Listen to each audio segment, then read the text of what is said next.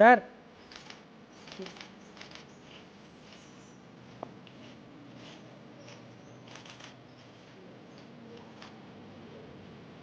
$555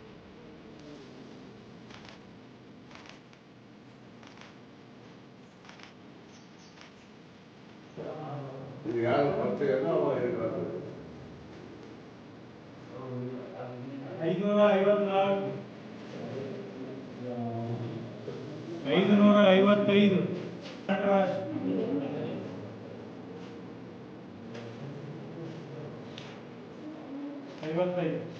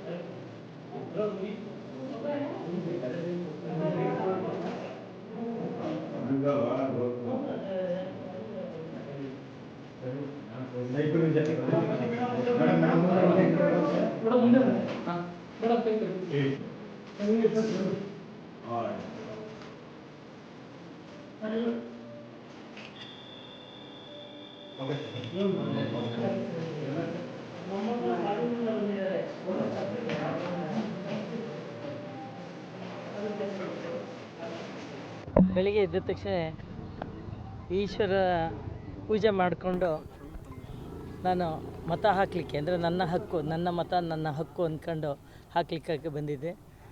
ನಾನು ಚಲಾಯಿಸಿ ಬಂದಿದ್ದೀನಿ. ಶಾಂತಿ ಸಮಾಧಾನವಾಗಿದ್ದೀನಿ. ನಾನು ನಂದೇ ಗೆಲುವು ಅಂಥೇಳಿ ಹೇಳಲಿಕ್ಕೆ ಇಚ್ಛೆ ಪಡ್ತೀನಿ. ಎಲ್ಲರ ಆಶೀರ್ವಾದ ನನ್ನ ಮೇಲಿದೆ ಅಂಥೇಳಿ ಹೇಳ್ಬೋದು.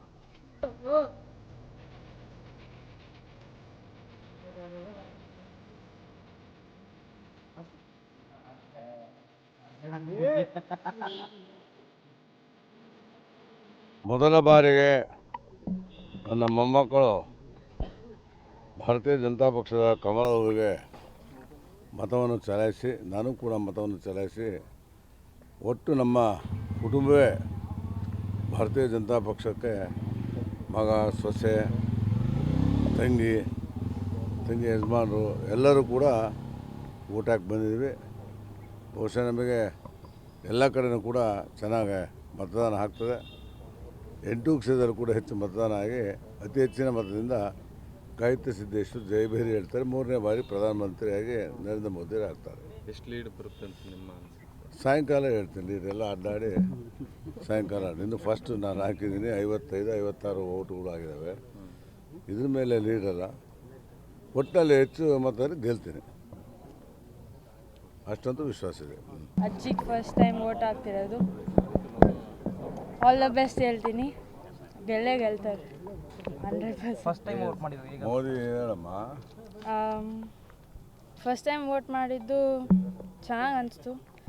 You have a feeling that you are an Indian. You get that feeling.